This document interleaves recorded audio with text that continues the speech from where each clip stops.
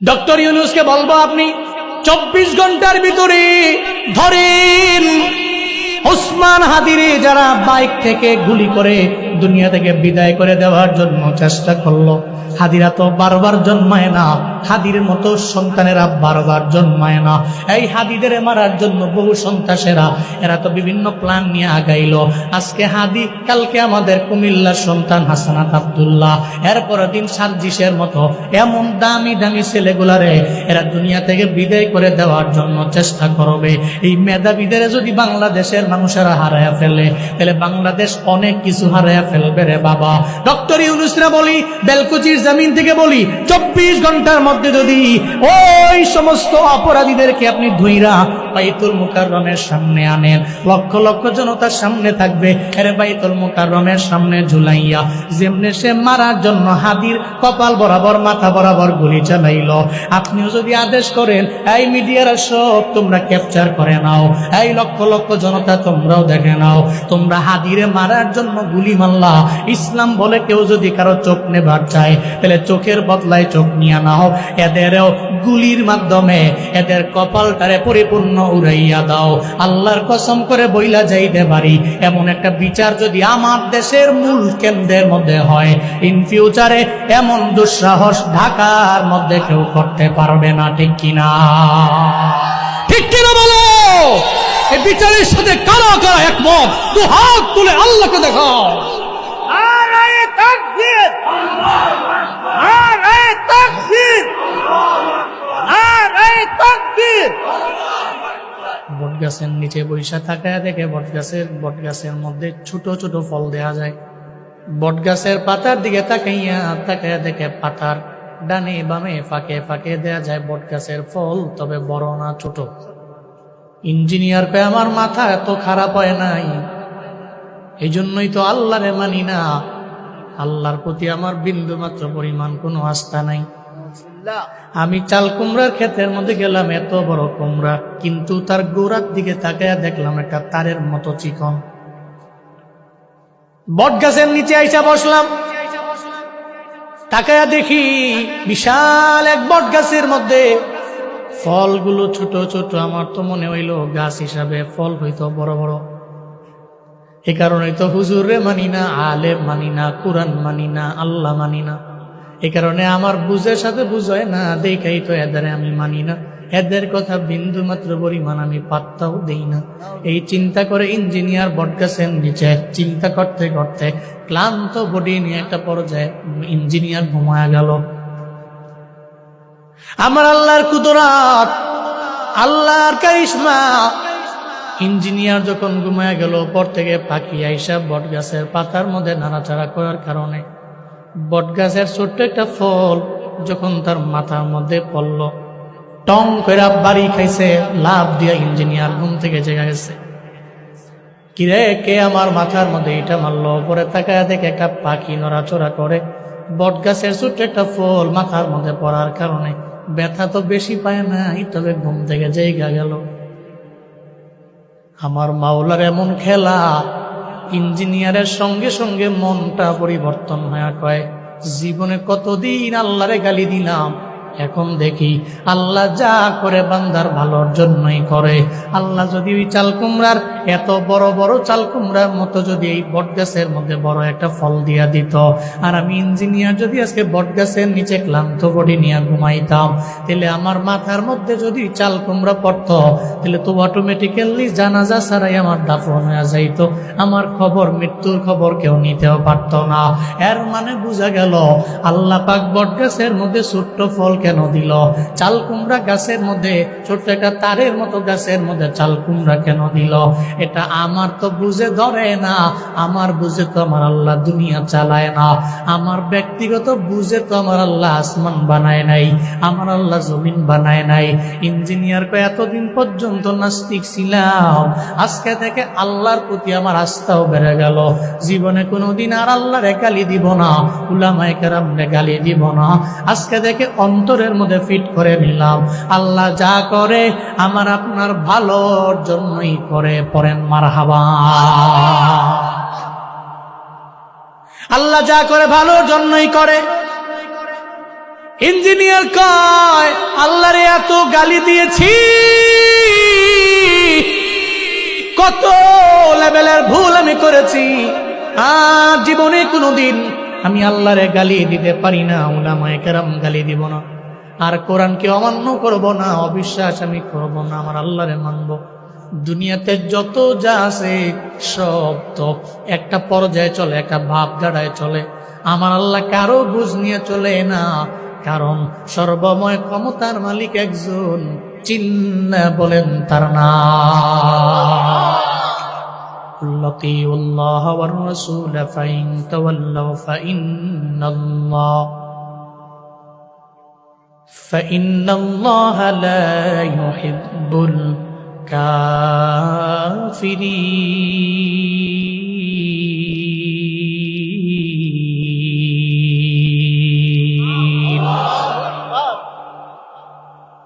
আল্লাহ পাক বলেন, পয়গম্বর আপনি বলেন, আপনার উম্মতেরে বলেন, আমার বান্দাদেরে বলেন, আতিউল্লাহ, এক নম্বরে আনুগত্য করব আমি আল্লাহরে। কারে? আল্লাহ। আল্লাহরে দেখা যায় না, ছোঁয়া যায় না, ধরা যায় না। আল্লাহ তো আমার এমন মালিক, ওনারে ধরাও যায় না, ছোঁয়াও যায় না, ওনারে দেখলাম না, তাহলে যারে দেখি না দুই নয়নে কেমনে ওনারে ইতোয়াত করব, কেমনে আনুগত্য করব? আমি জুনায়েদ আল হাবিব যদি এখন বলি আমারে আপনি ফলো করেন, একজনে বললাম আমি চলার পথে যেমনে চলি ফলো করে চলবেন, মাইনা চলবেন, তাহলে আমার গায়ের মধ্যে যে জুব্বা থাকবে উনি কাপড় কিনা এরপরে জুব্বা বানাবে। পীরের কাছে মুরিদ হয়, পীর বলে জান্নাতে যদি যাইবার চাও তাহলে মদিনার নবীর আদর্শের মালা গলার মধ্যে লাগাও। নবী নাই তাহলে উলামায়ে কেরাম আছে, এরা নবীর টাকার ওয়ারিস না, বাড়ির ওয়ারিস না, উটের ওয়ারিস না, এরা নবীর ইলমের আর আমলের ওয়ারিস। উলামায়ে কেরামের ফলো করে নাও। তখন পীর বলে আমি যদি কোরআন এবং সুন্নাহ অনুযায়ী চলি তাহলে তোমরা আমারে ফলো করো।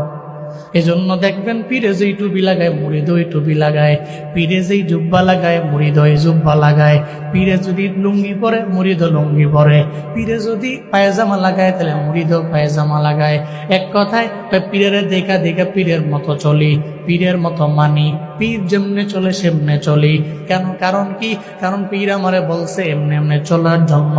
আমি মাদ্রাসাও যাই নাই, ইলম অর্জন করতে আমি পারিনি, তাহলে আমার তো এছাড়া বিন্দু মাত্র পরিমাণ আমার পুঁজি নাই। আমার একজনের ধরা লাগবে যার মাধ্যমে আমি নবী পর্যন্ত যাব, আর নবী পর্যন্ত যাইতে পারলে আমার আল্লাহ পর্যন্ত যদি যাওয়া যায় তাহলে জান্নাত কনফার্ম। চিল্লা পড়া যাবে কি সুবহানাল্লাহ। বেলকুচির মানুষের মনের মধ্যে প্রশ্ন জাগতে পারে, আল্লাহরে দেখি না, আল্লাহরে জীবনে কোনোদিন ধরতে পারি নাই, ছুঁইতে পারি নাই, আমার আল্লাহরে দেখি নাই। তাহলে আল্লাহ যে বললেন আমারে ফলো করে নাও, আমার ইতোয়াত করে নাও, আমার আনুগত্য করে নাও, কেমনে আল্লাহরে পাবো? মুফাসসিরিনে কেরাম বলেন আল্লাহরে ইতোয়াত করা মানে আমার রবের কালাম তো তোমার ঘরের মধ্যে আছে, রবের কথা তো তোমার ঘরের মধ্যে আছে। 30 পারা কোরআনটাকে লইয়া তুমি তোমার ব্যক্তিগত জীবনটারে সাজাও, তুমি তোমার পারিবারিক জীবনটা সাজাও, তুমি তোমার সামাজিক জীবনটা সাজাও, তুমি তোমার রাষ্ট্রীয় জীবন সাজাও। যদি আমার রবের কোরআন দিয়া তুমি তোমার জীবনগুলোরে সাজাইতে পারো, ওই জীবনটা এমন রঙে রঙিন হবে, আমার রবের রঙে রঙিন হয়ে যাবে তোমার জীবন। কেমনে জানোনি? আল্লাহর কোরআন যে মানে আল্লাহরই তো তার মানা হয়ে যায়। কারণ কোরআন কার কালাম? আল্লাহ। মানুষের। তানজিলুম মির রাব্বিল আলামিন।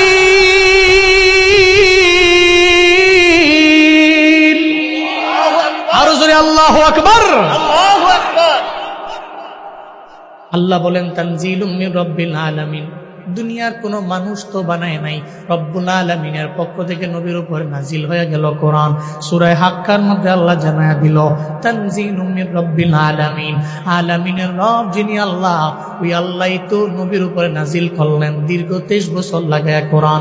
নাজমান নাজমান নাজমান করে আমার আল্লাহ কোরআনটারে নাজিল করলো। আল্লাহর কোরআন যদি কেউ ফলো করে নেয় তাহলে আমার আল্লাহরেও ফলো করা হয়ে যাবে। আমার আল্লাহর কোরআন দিয়া যদি কোনো বান্দা তার পার্সোনাল লাইফটারে সাজায়, পার্সোনাল লাইফ লিড করে, তাহলে ওই বান্দা আল্লাহরে পেয়ে যাবে। আল্লাহর কি ওই বান্দা সমাজ চালায়, সমাজ পরিবর্তন হয়ে যাবে। আল্লাহর কোরআন দিয়ে যদি বান্দা তার অর্থনৈতিক জীবনটারে অনেক ডেভেলপ করার জন্য যদি কোরআনটারে মেনে নেয় তাহলে তার অর্থনৈতিক লাইফটাও অনেক ডেভেলপ হয়ে যাবে। শুধু তাই না রে বাবা, আপনার পুরা জিন্দেগিতে যেখানে আপনি কোরআনটারে লাগাইবেন ওখানে অনেক দামি হবেন, উন্নতি সাধন করতে পারবেন। আল্লাহর কোরআন দিয়ে যদি আমার দেশও চলে, আমার দেশও তো অটোমেটিক্যালি পরিবর্তন হয়ে যাবে। আফগানিস্তানে এত পরিমাণে গালি দিল মোল্লাদের, মোল্লারা সারা জিন্দেগি লাগে খালি যুদ্ধ করে যুদ্ধ, এরা পারেও না, এদের কোনো যোগ্যতা নাই। এখন দেখো না আল্লাহর কোরআন দিয়ে এদের দেশটারে চালায়। আমেরিকার কুকুরেরাও আফগানিস্তানের মোল্লাদের দেখলে ডরায়। তারাকতু ফীকুম আমরাইন লান তাদিল্লু মা তামাসসাকতুম বিহিমা কিতাবাল্লাহ ওয়া সুন্নাতা রাসূলি। মদিনার নবী কয় উম্মতেরা রে, দুইটা জিনিস আমি তোমাদের মাঝে রেখে গেলাম, একটা হলো কোরআন, 2 নম্বরে সুন্নাত। 1 নম্বরে কিতাবুল্লাহ, 2 নম্বরে সুন্নাত রাসূলি। তুমগো রাসূলের তুমগো পয়গম্বরের সুন্নাত। 1 নম্বরে কিতাবুল্লাহ, 2 নম্বরে সুন্নাত রাসূলিল্লাহ। রাসূলুল্লাহর সুন্নাত আর রবের কিতাব তোমাদের মাঝে রেখে গেলাম। যদি দুইটা তোমরা আঁকড়ে ধরতে পারো, জীবনে কোনোদিন তোমরা পথভ্রষ্ট হবা না, জীবনে কোনোদিন লাইনচ্যুত হবা না, লাইনের বাইরে যাওয়া অন্য লাইনে যাবা না। উম্মতের আরে আল্লাহ পাকের জন্যই জানায়া দিল। নবী উম্মতের বলেন 1 নম্বরে ইতোয়াত আমার আল্লাহ, 2 নম্বরে ইতোয়াত পয়গম্বরের। আল্লাহরে দেখা যায় না, ছুয়া যায় না, তাহলে কোরআন দিয়া জিন্দেগি চালাবেন। আর 2 নম্বরে রাসূলের ইতোয়াত, আমার পয়গম্বরের আনুগত্য, পয়গম্বরের আনুগত্য নিয়ে আগাইবেন রে বাবা। কেমনে করবেন? আমার নবীর জিন্দেগিতে কোনো মিথ্যা নাই, আপনি মিথ্যা বলতে পারেন না। আমার নবীর জিন্দেগিতে ওয়াদা করে খেলাফ নাই, আপনি ওয়াদা করে ওয়াদার খেলাফ করতে পারেন না। আমার নবীর জিন্দেগিতে আমানতের খেয়ানত নাই, আপনি আমানতের খেয়ানত করতে পারেন না। আমার নবীর জিন্দেগিতে জীবনে কোনোদিন আমার নবী কাউরে গালি দেয় নাই, আপনি জীবনে কোনোদিন কাউরে গালি দিতে পারেন। কিন্তু আমরা গালি দেই কি দেই না? আছে না নাই? তো কি এর হাত দিয়ে মারামারি, আগে মুখ দিয়ে মার। তোর হাতে মারবো না, তোর মুখে মারবো। কেমনে মুখে মারা? কেমনে? তোর মুখ দিয়ে এমন গালি গালাজ করবো, হাতে মারা চাইতে বেশি। এমন ব্যক্তি সমাজে আছে না নাই?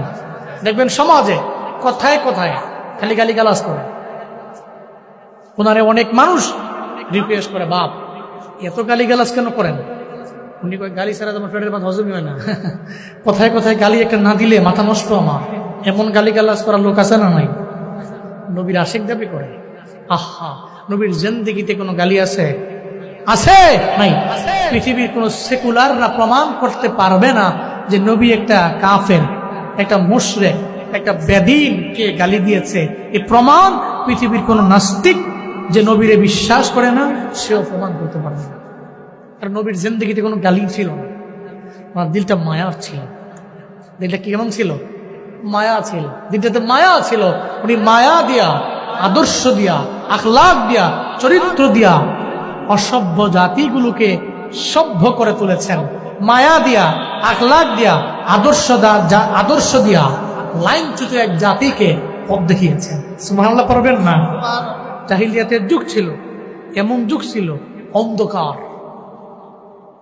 এমন খারাপ, অন্যায়, অপরাধ, গুনায় জর্জরিত এরা। কিন্তু নবীজি এদেরে মদিনার ইসলাম দিয়া এমন পরিমাণে এদেরে আমার নবী এমন ভাবে এদের করেছেন, গড়ে তুলেছেন। নবী ইন্তেকালের আগে বইলা দিয়ে গেছে, খৈরুল কুরুনি কারনি, সর্বোত্তম যুগ হলো আমার যুগ। নবী দুনিয়াতে আসলেন, ওই যুগ ছিল অন্ধকারের যুগ। কিন্তু আমার নবী যখন দুনিয়া থেকে বিদায় নিয়ে চলে যাবে ইন্তেকালের আগে, নবী বইলা গেলেন, আমার যুগের মতো শ্রেষ্ঠ যুগ এই জগতের মধ্যে আর হতে পারে না। কেমনে করলেন? আমার নবী মাইরা মাইরা পিঠা পিঠা করছে এমন না, নবীর আদর্শ দিয়া, নবীর আখলাক দিয়া, নবীর চরিত্র দিয়া, আমার নবীর আচরণ দিয়া এমন ভাবে এদের কাছে আনলেন, এরা আমার নবীর জন্য জীবন দেয়, আমার নবীর জন্য এত পরিমাণে ত্যাগ করে, এরা স্যাক্রিফাইস করে, এরা নবীর জন্য নিজের জান কোরবান